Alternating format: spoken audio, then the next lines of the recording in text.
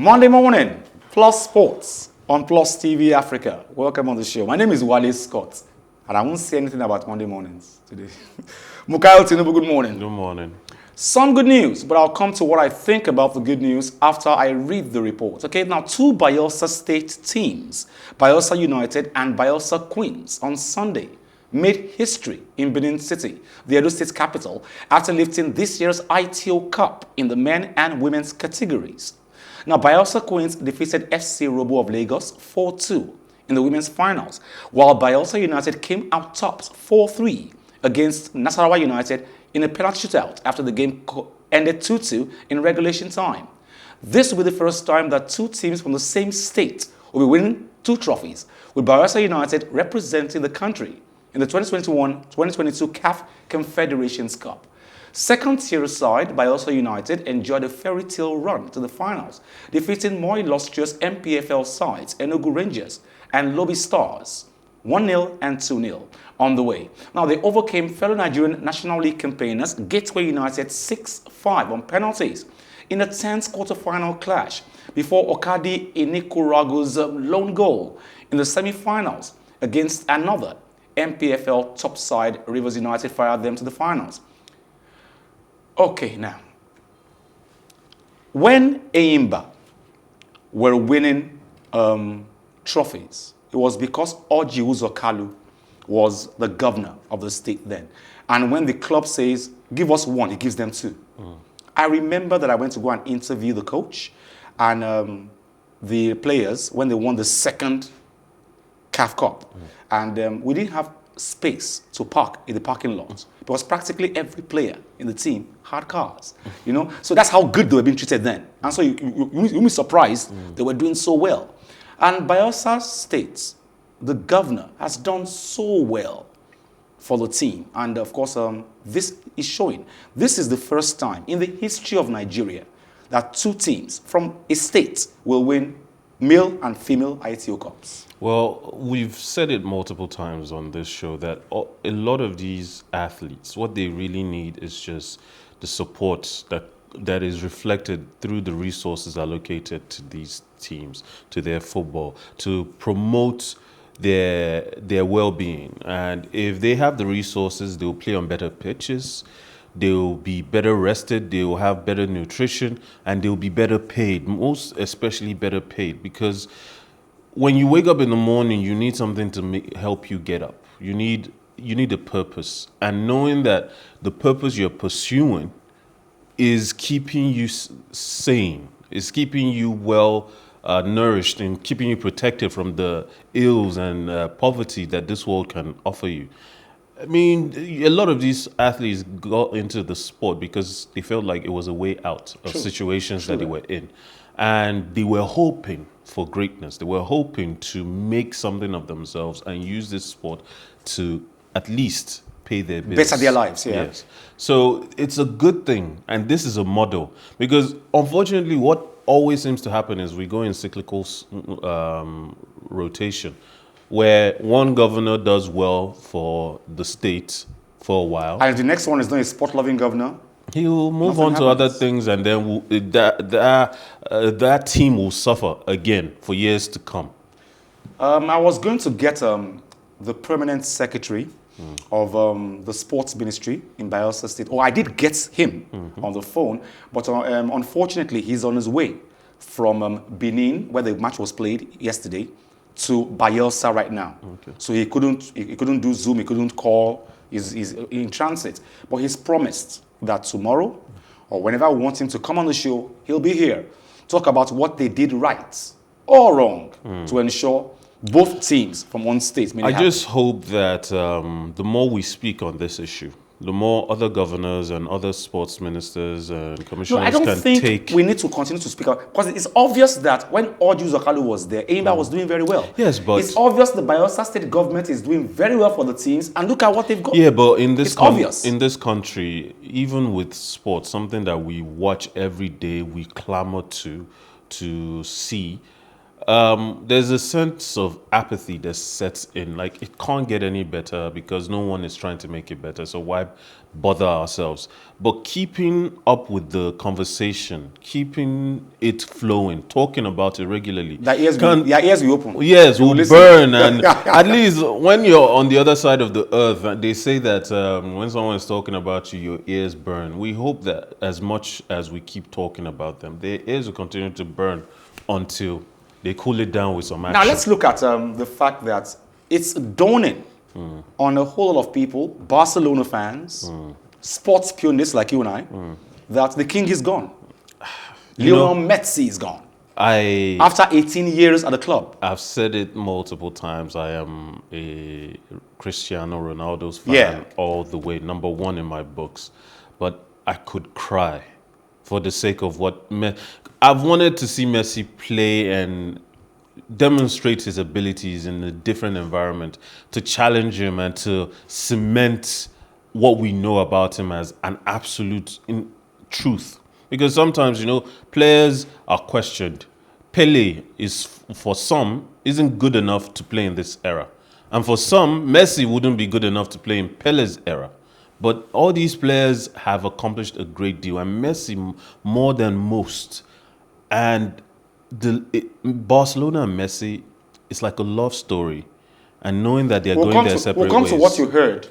You told me about that before the show started. What you heard about Messi, medicals and blah, blah, blah, blah. But what I heard this morning was that Jorge Messi arrived his Barcelona home yesterday morning. Well, we hear that it's left for medicals, for Messi to do that. The deal has been done already. We're not sure of that yet. But we saw him give a tearful farewell to Barcelona fans and club members. And he cried. It took him like a minute. Now, soccer great Lionel Messi bade farewell to FC Barcelona on Sunday, where the Argentine has spent all of his playing career. It took Lionel Messi more than a minute to start this emotional farewell news conference on Sunday, August the 8th at FC Barcelona, where the soccer icon confirmed he'd be leaving the club, a team where he spent his entire career. With tears running down his cheeks, he told the news conference that this is without a doubt the most difficult moment of his career. Lionel Messi, he leaves, and of course a tearful farewell, like we said earlier. However, Gist Merchants, Fabrizio Romano, has spoken about Messi being done deal already. That he's only going to go to Paris to get his medicals done, and that he has no issues with joining Paris Saint-Germain. He's sure he'll be a PSG player in like in 24 hours. So there's there might be a hiccup there. I don't know how badly it will affect the deal. A story came out that a complaint has been made to UEFA about the fact that the financial fair play rules is the reason why Messi cannot be signed up or registered with Barcelona. However, PSG supposedly last season paid 99% of their profits on salaries, which is way more than financial fair play allows. And that Messi's deal, don't forget, he was willing to take a pay cut, a significant 50% pay cut. But with PSG, he's rumored to be about to collect about 600 and above £1,000. So that would definitely take PSG spending on wages, on salaries, way above 100%. So a complaint has been made that PSG cannot sign, but we'll see, because if the deal is signed before the decision comes back, then it will just prolong the issue and it might not. The good news this morning is football is back. The Pokal DB was played in Germany over the weekend. The Community Shield was played, and of course the French Le Championnat has begun already. Monaco had their game on Friday, and of course matches were played yesterday too, on Saturday in the French Le Championnat. So Dimitri Payet's 2 goals denied a dream start for new Montpellier head coach Olivier Deloglio, as Marseille came back from 2 goals down to win 3-2 on Sunday. Montpellier took the lead through Luan Perret's own goal, with Gaëtan Laborde doubling the home side's advantage before half-time. Now, St. Gilles on the pool won back for the visitors after the break, before Payet scored twice in 5 minutes to complete the comeback for Olympique Marseille.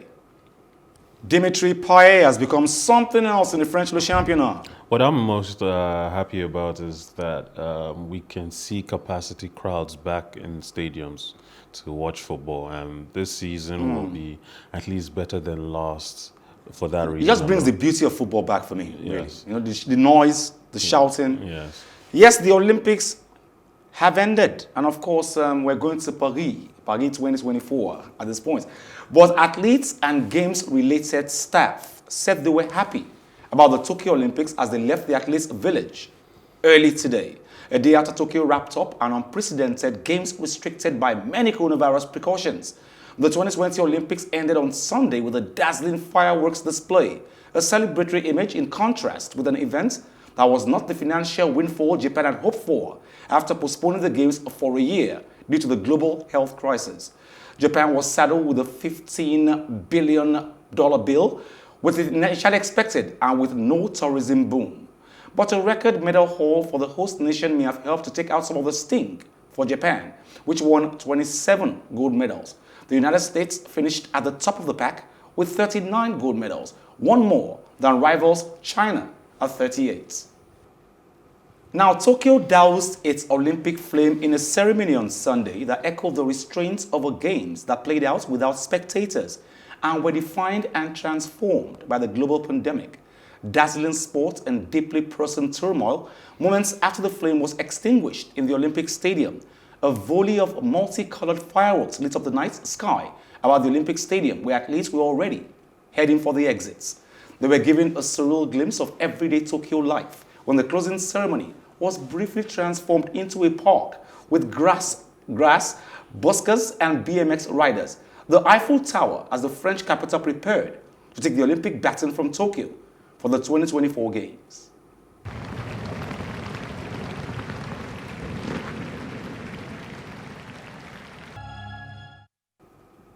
Up next, what gives Nigerians a little bit of joy? The Paralympics, of course. And of course, the next Olympics will be Paris 2024, all the way to France. And of course, they're already making mouth. Yes. You know, the Eiffel Tower was, you saw a bit of it, the Eiffel Tower was filled up with people expecting their torch, to come home. The Olympics is more than sports. It's unity. Yes, it unifies the world. Yes. It tries to unify the world. Yeah, and the amount of coordination that it goes into it across borders. We look at that at the same time as the events are happening. The closing ceremony is happening in Japan. Paris is already celebrating concurrently, and you can see that because of the time difference. True. It's amazing. Wow. Thank you very much, Bukayo Tinubu, for joining us. Always a pleasure. Join us same time tomorrow on Plus Sports on PlusTvAfrica, of course. My name is Wale Scott, and like I always advise you at the end of every show, if not for anything, at least for your heart, do some sports.